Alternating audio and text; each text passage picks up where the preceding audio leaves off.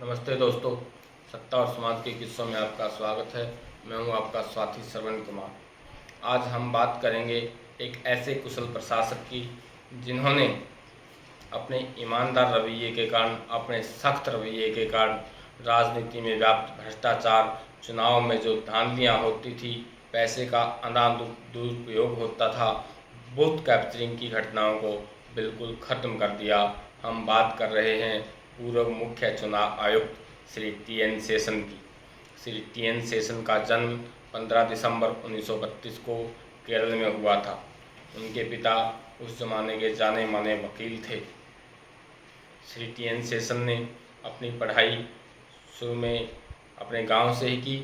उसके बाद Madras Christian college से इन्होंने ग्रेजुएशन की परीक्षा पास की। ग्रेजुएशन करने के बाद 1953 में इनका चयन आईपीएस के लिए हो गया, लेकिन इन्होंने आईपीएस की नौकरी ज्वाइन नहीं की।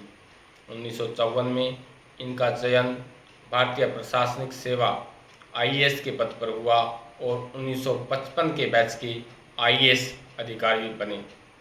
आईएएस के अधिकार पद पर रहते हुए 2.5 साल तक ये कोयम्बटूर के डिप्टी कलेक्टर के पद पर रहे।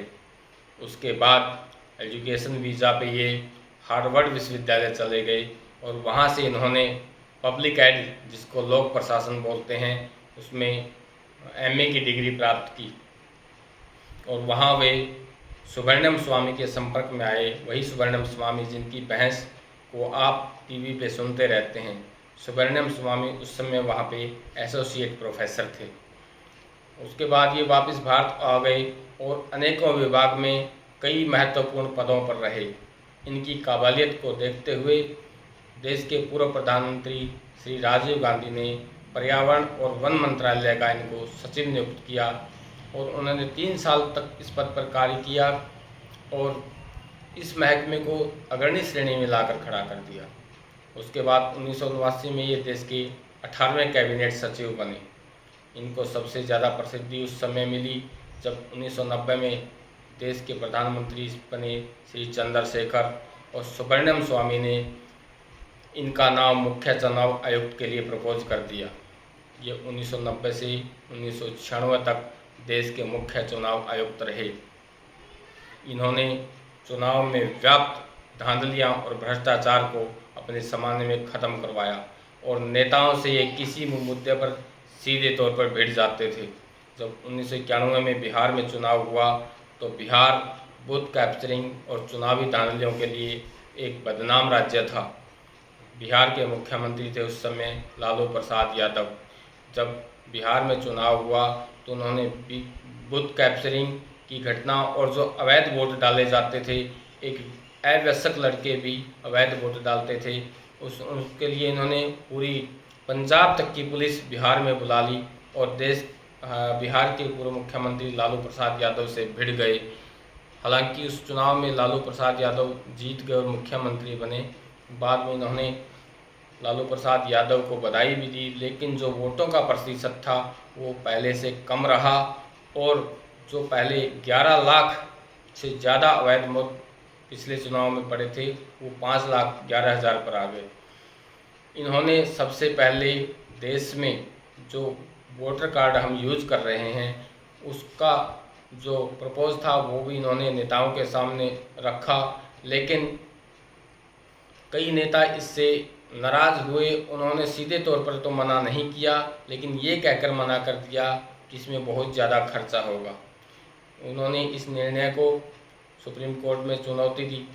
सुप्रीम कोर्ट का जवाब आया कि वोट डालना हर नागरिक का अधिकार है, लेकिन किसी खर्च की वजह से उसके आईडी कार्ड के अधिकार को बंद नहीं किया जा सकता। इसलिए सुप्रीम कोर्ट ने उनके इस निर्णय को मान्यता दी।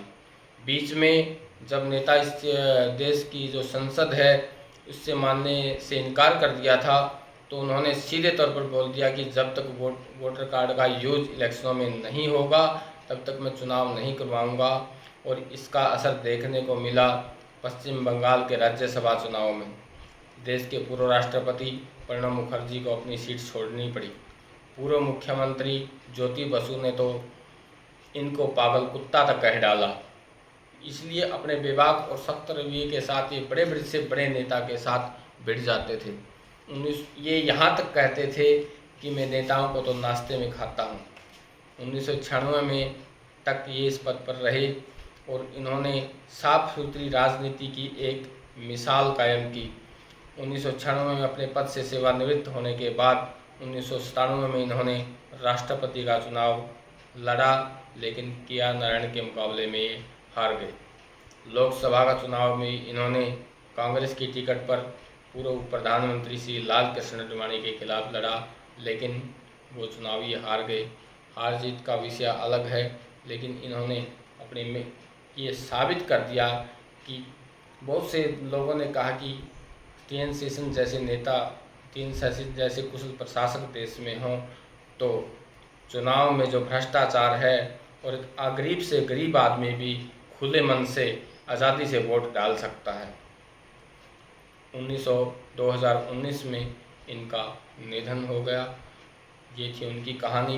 उनसे जीवन से हम सीख मिलती है कि ईमानदारी और मेहनत के दम पर हम बड़े से बड़े नेता, पूरे देश की संसद, पूरे देश के जो राजशाही प्रशासन है उससे हम टक्कर ले सकते हैं।